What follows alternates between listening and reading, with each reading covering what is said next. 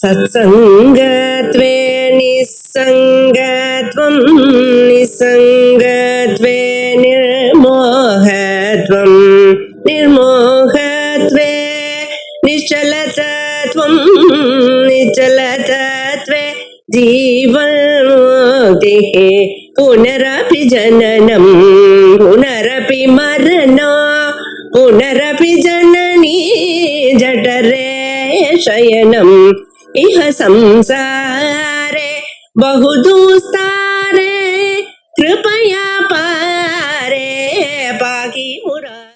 அபச்சேத நியாய வைஷமிய பங்கம் 382 இந்த புத்தகத்துல ஆமதிக்காரர் ஒரு விஷயம் சொல்லியிருக்கார். அதாவது இந்த பிரபஞ்சம் பொய் அப்படின்னு அதனுடைய மித்யாத்வத்தை சாதிக்கிறார்.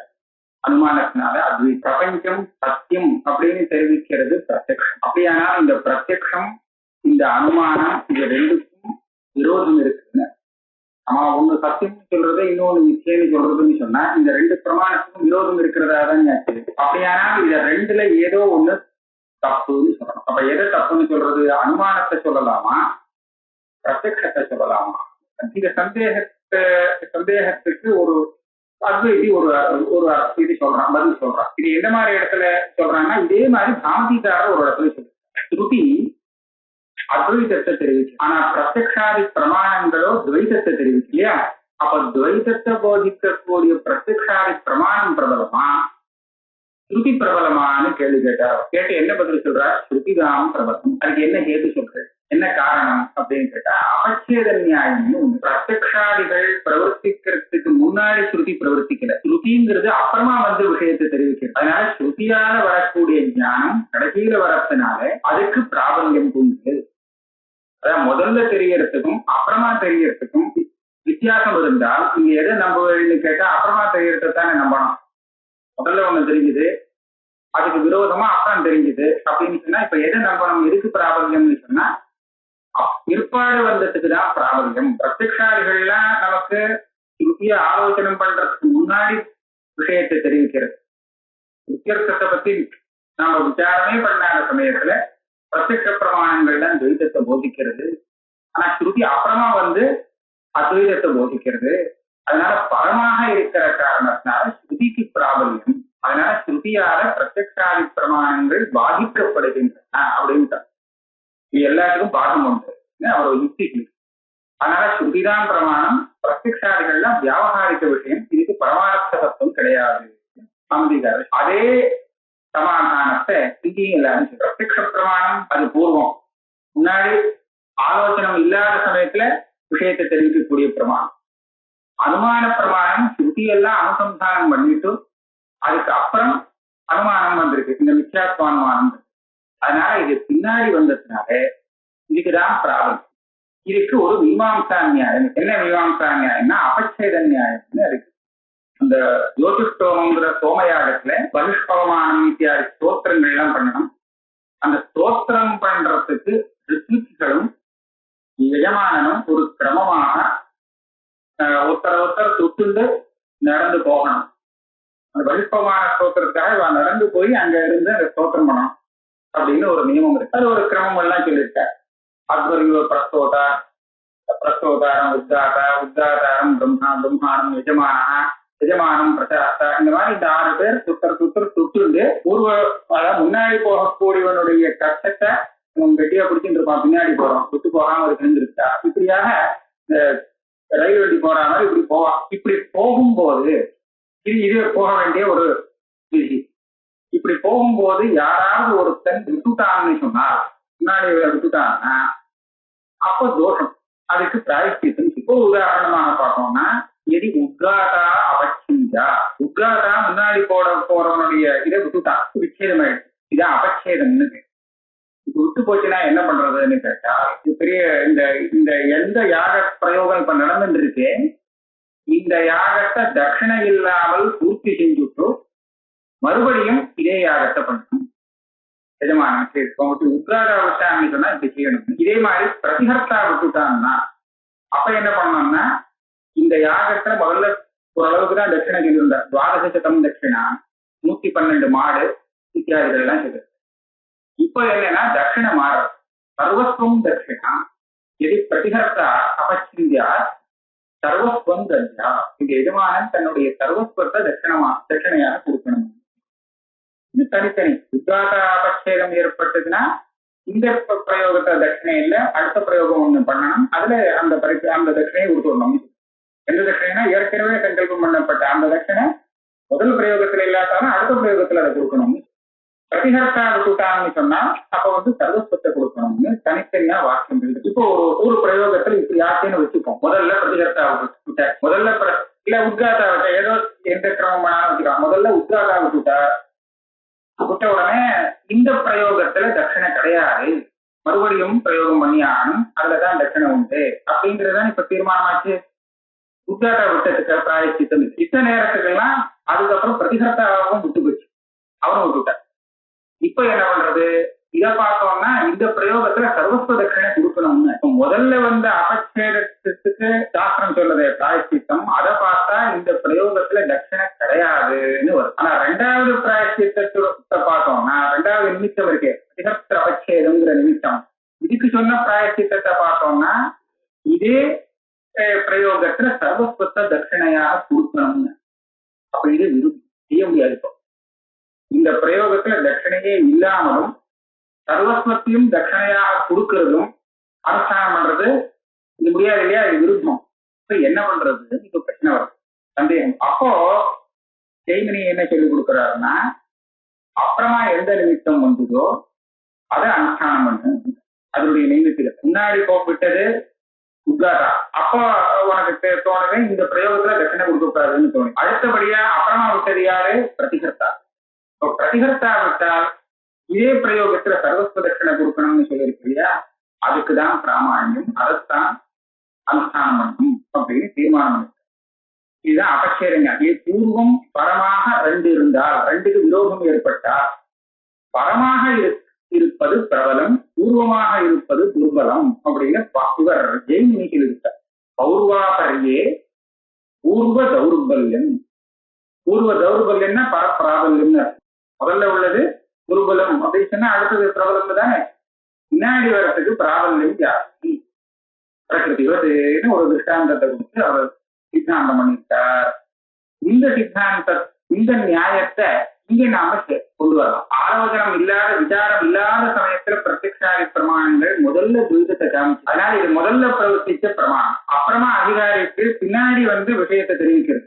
அதனால பின்னாடி வந்த ஞானம் அது. முதல்ல துவைதம் தான் தெரியும், அத்வைதம் அப்புறமா தான் தெரியும். அதனால அத்வைதத்தை போதிக்கக்கூடிய சுத்திக்கு அபச்சேத நியாயத்தை கொண்டு பிராபல்யம் சொல்லலாம் அப்படின்னு வாசஸ்பதி மிஸ்ரர் சொன்னாரே, அதே மாதிரி அனுமானத்துக்கு கூட பிராபல்யம் அபச்சேத நியாயத்தை சொல்லலாம். இந்த பிரத்யக்ஷத்தை விட இவர் சொன்ன அனுமானமே பிரபலமா எடுத்துக்கோ, மித்யாத்வ அனுமானம் அப்படின்னு சொல்லலாம். ஒரு சொல்ற ஒரு இது இருக்கு. இதை நியாயாமத்தக்காரர் கண்டிக்கும். இந்த இடத்துல அபச்சேத நியாயத்தை கொண்டு வந்தது தப்பு. அபச்சேத நியாயம் இப்பேற்பட்ட இடத்துல சஞ்சாரம் பண்றது தப்பு. ஏன் அப்படின்னு அபச்சேத நியாயத்தை பார்த்தேன்னா அந்த ரெண்டு சாஸ்திரம் பரஸ்பர விருப்பமாக வருது. அந்த பிரயோகத்துல தட்சிணையை கொடுக்கப்படாதுன்னு ஒரு சாஸ்திரம், அதே பிரயோகத்துல தட்சிணையை கொடுக்கணும்னு இன்னொரு சாஸ்திரம். இந்த ரெண்டு சாஸ்திரத்துக்கும் பிராமாண்யம் இருக்கு. ஒரு சாஸ்திரம் கூட அப்பிரமாணமாகல இல்லையா? ஆனால் இந்த இடத்துல நீங்க சொல்றபடி பார்த்தீங்கன்னா பிரத்யக்ஷம் அப்பிரமாணமாகும். இந்த மித்யாத்வானுமானத்துக்கோ ஸ்ருதிக்கோ நீங்க பிராமாண்யம் பிராபல்யம் கொடுத்தால் இந்த பிரத்யக்ஷ பிரமாணம்ங்கிறது இருக்கு, துவைதத்தை சொல்லக்கூடிய பிரமாணம் அது அப்பிரமாணமா இருக்கு. அப்ப என்ன வித்தியாசம்? அந்த ரெண்டுக்குமே பிராமாண்யம் இருக்கு. பூர்வம் பரம் ரெண்டுக்குமே பிராமாண்யம் உண்டு. இங்க பூர்வத்துக்கு பிராமாண்யம் கொள்றது. அப்ப அபச்சேத நியாயத்துக்கும் இதுக்கும் வித்தியாசம் கொடுத்தோம். அங்க எப்படி பிராமாண்யம் ரெண்டுக்கும் அப்படின்னு கேட்டா, உத்காத அபச்சேதம் ஆனால் அந்த பிரயோகத்துல தட்சிணை கிடையாது அப்படின்னு சொல்லக்கூடிய சாஸ்திரம் பிரமாணம், அதுக்கு அப்பிராமாண்யம் கிடையாது. பிரதிகர்த்த அபச்சேதமானால் அப்ப தட்சிணை கொடுக்கணும்னு சொல்லக்கூடிய சாஸ்திரமும் பிரமாணம், அதுக்கும் அப்பிராமாண்யம் இல்லை. இந்த ரெண்டு சாஸ்திரமும் எங்க பிரவர்த்திக்கிறது? எங்க இதுக்கு ஒரு அப்பிரமாணம் இல்லே பிரமாணம் தான் சொன்னா எங்க பிரவர்த்திக்கிறது அப்படின்னு கேட்டா, எந்த ஒரு பிரயோகத்துல உத்காதாவுக்கு மாத்திரம் அபச்சேதம் ஏற்பட்டிருக்கோ அந்த இடத்துல அந்த சாஸ்திரம் பிரவர்த்திக்கிறது. பாகவே இல்லை பிரமாணம். பிரதிகர்த்தாவுக்கு மாத்திரம் அபச்சேதம் வர பிரயோகத்துல இந்த சாஸ்திரம் பிரவர்த்திக்கிறது. ஆக இது ரெண்டுக்கும் இடம் கிடைச்சு போச்சு. அதனால இது அப்பிரமாணம் ஆகல. அது மாத்திரம் இல்ல, இந்த உத்தாத்திரவச்சேதம் பிரதிகர்த்திரவச்சேதங்கிறது மாறி ஏற்பட்டா முன்னும் பின்னுமாக அப்பவும் இந்த சாஸ்திரத்துக்கு பிராமணியம் இருக்கு. எது பின்னாடி வருதோ அந்த சாஸ்திரம் முன்னாடி பாதிக்கப்பட்டதாக சொன்ன அதே சாஸ்திரம் இப்போ பின்னாடி அந்த அபச்சேதம் ஏற்படும் போது சார்த்தகமாக ஆகுது. அதுதான் அனுஷ்டானம். அது மாத்திரம் இல்லை, இன்னொன்னும் இருக்கு. இது ரெண்டு பேரும் ஒரே சமயத்துல விட்டுட்டா, முன்னும் பின்னுமா விடல. முன்னும் பின்னுமா விட்டா தீர்மானம் பண்ணிடலாம், எது பின்னாடி யார் பின்னாடி விட்டாலும் அந்த பிராயச்சித்தம் தான். அதே சமயத்துல ரெண்டு பேரும் விட்டுட்டா, இப்ப என்ன பண்றதுன்னு அது ஒரு பிரச்சனை. இந்த இடத்துல தீர்மானம் பண்ண முடியாது. பௌர்வாபரியம் இல்லாததுனால அபச்சேத ஞானம் பிரவர்த்திக்க. அதுக்கு ஒரு தனி அதிகரணத்துல அவர் என்ன சொல்லியிருக்கார், ஜெமினி இப்படி இருந்தால் விகல்பமா ஏதாவது ஒண்ணு வச்சுருக்கோம். இதுவோ அதுவோ ரெண்டுல ஒண்ணு செய்யலாம், ரெண்டு செய்ய முடியாது. அதனால ரெண்டுல ஒண்ணுன்னு வச்சுருக்கோம். உங்க இஷ்டம்னு சொல்லியாச்சுன்னா அப்ப இதுவும் செய்யலாம் அதுவும் செய்யலாம் இல்லையா? அப்ப கூட அந்த ரெண்டு சாஸ்திரத்துக்கும் பூர்ணமான பாகம் இல்லை. ஒரு இடம் இருக்கு, இன்னொன்னும் இருக்கு. இந்த அபச்சேத நியாயத்துக்கும் உள்ள வித்தியாசத்தை காமிச்சேன். அந்த உத்தாரா முதல்ல விட்டுட்டான் அப்படின்னா அந்த அந்த பிரயோகத்துல என்ன தட்சிணை கொடுக்கணுமோ அந்த தட்சிணையை அடுத்த பிரயோகத்துல கொடுக்கணும்னு அந்த வாக்கியம் எப்படி இருக்கு, தத்ர தத் தத்யா யத் பூர்வஸ்மின் தாஸ்யன்யா வாக்கியம். அந்த ரெண்டாவது பிரயோகம் பண்ணும்போது பூர்வ பிரயோகத்துல அவன் எந்த தட்சிணையை கொடுக்கணும்னு நினைச்சானோ அந்த தட்சிணையை கொடுக்கணும்னு. அப்ப பூர்வ பிரயோகத்துல துவாதச சத தட்சிணான்னு இருந்தால் அதே துவாதச சத தட்சிணா தான் உத்தர பிரயோகம். இப்ப இப்படி வச்சிருந்தோம், பிரதிகர்த்தா விட்டுட்டான். விட்டத்தினால இந்த பிரயோகத்துல சர்வஸ்வம் தட்சிணையாக கொடுக்கணும் அப்படிங்கிறது ஆச்சு. அதுக்கப்புறம் உத்காரா விட்டுருக்கான். விட்டாச்சுன்னா அப்ப என்ன பண்றது, அடுத்த பிரயோகத்துக்கு போகலாம். அப்ப இந்த பிரயோகத்துல தட்சிணை இல்லை. ஏன்னா அபச்சேத நியாயப்படி எந்த அபச்சேதம் பின்னாடி ஏற்பட்டதோ அதனுடைய பிராயச்சித்தம் தானே வரும். அப்படி பார்க்கும்போது இப்ப முதல் பிரயோகத்துல தட்சிணை இல்லை, இரண்டாவது பிரயோகத்துல தட்சிணை கொடுக்கணும். என்ன தட்சிணை கொடுக்கலாம், ஜோதிஷ்டோமத்துக்குன்னு ஏற்பட்ட அந்த துவாதச சத தட்சிணையா இல்ல பிரதிகாரத்திரு அபச்சேதத்துக்காக விசேஷமாக சர்வஸ்வ தட்சிணையா அப்படின்னு அங்க விசாரம். 12,000 112 மாடுக்கு மாத்திரம் அந்த சதம் துவாதசோத்தர சதம் 1200 112 அதுல விவாதங்கள் எல்லாம் பண்ணியிருக்காங்க. அது அர்த்தி பாதி. இப்ப இது என்னன்னா பார்க்க வேண்டியது, பிரதிகர்த்திரவச்சேதம் ஏற்பட்டதுனால இந்த பிரயோகத்துல சர்வஸ்வ தட்சிணை கொடுக்கணும் அப்படின்னு மனசுல நினைச்சதுக்கு அப்புறம் உத்தாத்திரவச்சேதம் வந்ததுனால இந்த பிரயோகத்தையும் தட்சிணை இல்லாமல் பண்ண வேண்டியதாச்சு. அடுத்த பிரயோகம் வருது. இந்த அடுத்த பிரயோகத்துல இவன் கொடுக்க வேண்டிய தட்சிணை ஜோதிஷ்டோமத்துக்குன்னு ஏற்பட்ட துவாதச சத தட்சிணையா இல்ல இவன் ஏற்கனவே பிரதிகர்த்திரவச்சேதம் ஏற்பட்டதுனால நினைச்சானே சர்வஸ்வம் கொடுத்தாகணும் அப்படின்னு நினைச்சானே அந்த தட்சிணையா அப்படின்னு கேட்கும்போது அவர் என்ன தீர்மானம் பண்ணியிருக்காருன்னு கேட்டா சர்வஸ்வ தட்சிணைன்னு. நீ செஞ்சுட்டு இருக்கிற இந்த பிரயோகத்துல சர்வஸ்வ தட்சிணை கொடுக்கணும்னு நினைச்சாச்சோ இல்லையோ, அதனால அடுத்த பிரயோகத்துல அதுதான் கொடுக்கணும். தத்ர தத்யா பூர்வஸ்மின் தாஸ்யம் ஸ்யாத் அப்படின்னு வச்சனம் இருக்கு. அடுத்த பிரயோகத்துல தட்சிணை மாத்திரம் கொடுக்கணும் அப்படிங்கறது சொல்லல, பூர்வ பிரயோகத்துல என்ன தட்சிணை கொடுக்கணும்னு நினைச்சானோ அந்த தட்சிணையை உத்தர பிரயோகத்துல கொடுக்கணும். இப்படி வாக்கியம். பூர்வ பிரயோகத்துல இவன் நினைச்ச தட்சிணை எது, முன்னாடி சுவாதந்திர தட்சிணை தான் நினைச்சிட்டு இருந்தான். ஆனா பிரதிகர்த்திரவச்சேதம் வந்ததுக்கு அப்புறம் அதை பாதிச்சுட்டு சர்வஸ்வ தட்சிணைங்கிற இது வந்துருச்சு இல்லையா, எண்ணம் வந்துருச்சு இல்லையா, அதனால அதுக்கு அப்புறம் செய்யக்கூடிய இரண்டாவது பிரயோகத்துல கூட சர்வஸ்வ தட்சிணையத்தான் கொடுக்கணும் அப்படின்னு தீர்மானம் பண்ணிட்டார். இந்த உதாரணத்துல நாம சூக்ஷ்மமா பார்த்தா என்ன கிடைக்கிறதுனா, இந்த உத்தாத்திரபட்சேதமானது பிரதிகர்த்திரபட்சேதத்தை பாதிக்கவே இல்லை. எப்படின்னா கொஞ்சம் இடம் மாத்திது. பிரதிகர்த்திரபட்சேதத்தினால வர்றது என்ன, சர்வஸ்வ தட்சிணாதானம் இதுதானே. அந்த சர்வஸ்வ தட்சிணாதானத்தை உத்தாத்திரபட்சேதம் பாதிக்கவே இல்லை. இந்த பிரயோகத்தை விட்டு அடுத்த பிரயோகத்துக்கு கொண்டு போச்சே தவிர பாதிக்கவே இல்லை. இப்ப என்னாச்சு, இந்த இடத்துல அபச்சேத நியாயத்தை கொண்டு உத்தாத்திரபட்சேதத்துக்கு சொல்லப்பட்ட பிராயச்சித்தம் தான் பண்ணணும் அப்படின்னு சொன்னாலும் கூட பிரதிகர்த்திரபட்சேதத்துக்காக பண்ண வேண்டிய பிராயச்சித்தம் பாதிக்கப்பட்டதாக சொல்ல முடியாது. இது பண்ணாம கிட்ட தள்ளி பண்ணியிருக்காங்க. அடுத்த பிரயோகத்துக்கு போச்சு இவ்வளவுதான் சொல்லலாம். பாதிபாதமே இல்லை. இப்படி இருக்கிறதுனால இந்த அபச்சேத நியாயத்தை இங்க சஞ்சாரம் பண்ணி இத ஸ்ருதிக்கும் பிரத்யக்ஷத்துக்கும் பிராபல்ய தௌர்பல்யம் சொல்றதுங்கிறது பெரிய அசட்டுத்தனம். அதை இங்க கொண்டே வரக்கூடாது. காரணம் அபச்சேத நியாயம் எந்த ரெண்டுக்கு சொல்றோமோ அந்த ரெண்டுக்கு பாத்தியபாதக பாவம் கிடையாது. அப்படி ஒரு பிரயோகத்துல ஏற்பட்டாலும் அப்பிராமான்யங்கிறது சர்வசா கிடையாது. ரெண்டுமே பிரமாணம் தான். ரெண்டு சாஸ்திரத்துக்குமே பிராமான்ய ஹானி கிடையாது. ஆனா நீ இங்க அபச்சேத நியாயத்தை கொண்டு வரும்போது உன்னுக்கு அப்பிராமான்யம் ஏற்பட்டு இன்னும் பாக்கியபாதக பாவம் வேற இங்க இருக்கு. ஆகையால அபச்சேத நியாயம் இங்க கொண்டு வந்தது தப்பு. இதுதான் நியாயாமத்துக்காரர் இங்க சொல்லக்கூடிய ஆட்சேபம். அவருக்கு ஆட்சேபம் இதுக்கு அவர் பிரமாணமாக பூர்வமாந்தா சூத்திரங்கள்லாம் கொண்டு வந்தார். அதுக்கு குமாரலபட்டருடைய ஒரு வச்சனத்தை வேற கொண்டு வந்தார். சத்திய பிரயோகாந்தரே நிக்ஷேபக்கிரியதே. இதெல்லாம் நம்ம அத்வைதத்தில இங்க அபச்சேத நியாயேனாபி ஆகமஸ்ய பிராபல்யம். ஆகமங்கிறது ஸ்ருதி. ஸ்ருதி பிரத்யக்ஷத்தை விட பிரபலமானது. அதுக்கு காரணம் மீமாம்சையில சொல்லப்பட்ட அபச்சேத நியாயத்தை சொல்லலாம். அப்படின்னா என்ன, அபச்சேத நியாயம்னா என்ன அப்படிங்கிறதுக்கு உடனே சொல்றார். யசாதி பௌர்வாபரியே பூர்வதௌர்பல்யம் பிரகிருதிவது இத்தியதிகரணி உத்யாஸ்திரபச்சேத நிமித்தக அதக்ஷிணயாகேன பரேண பிரதிஹஸ்திரபச்சேத நிமித்தக சர்வஸ்வதக்ஷிணயாகஸ்ய பூர்வசித்த நிமித்தஸ்ய பாதஹ இதி ஸ்திதம். அதாவது அந்த அதிகரணத்துல உத்யாஸ்திரபச்சேதத்தை நிமித்தமாக கொண்ட பிராயஷ்சித்தம் அனுஷ்டானம் என்னன்னா அதக்ஷிண யாகம், தட்சிணை இல்லாமல் செய்யக்கூடிய யாகம். இது அது அந்த நிமித்தத்துக்காக ஏற்பட்ட நைமித்திகம். இது பரம்.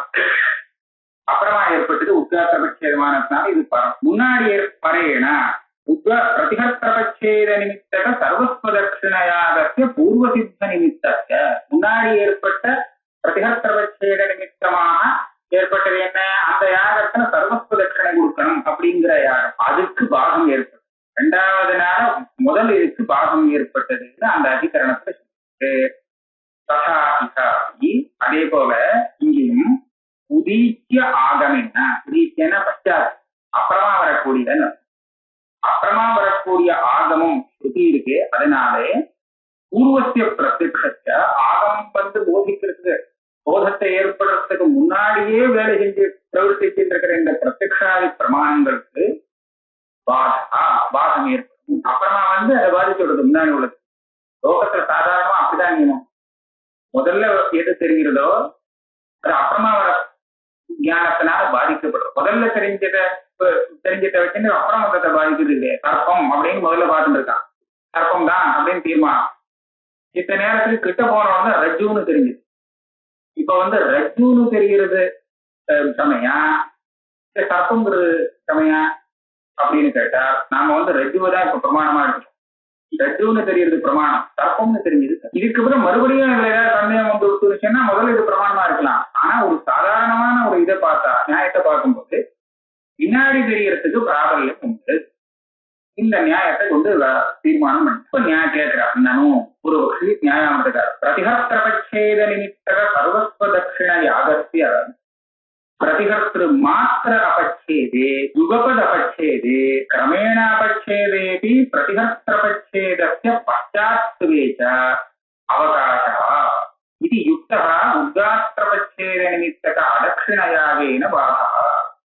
உத்காத்திரபச்சேதத்தை நிமித்தமாக கொண்ட அந்த அதக்ஷிண யாகம் இருக்கே, இது பிரதிஹஸ்திரபச்சேதத்தை நிமித்தமாக கொண்ட சர்வஸ்வ தட்சிணை உள்ள யாகத்தை பாதிக்கிறதுன்னு சொல்வது சரி. காரணம் என்ன, அந்த சர்வஸ்வ தட்சிணைக்கு அவகாசம் இருக்கு.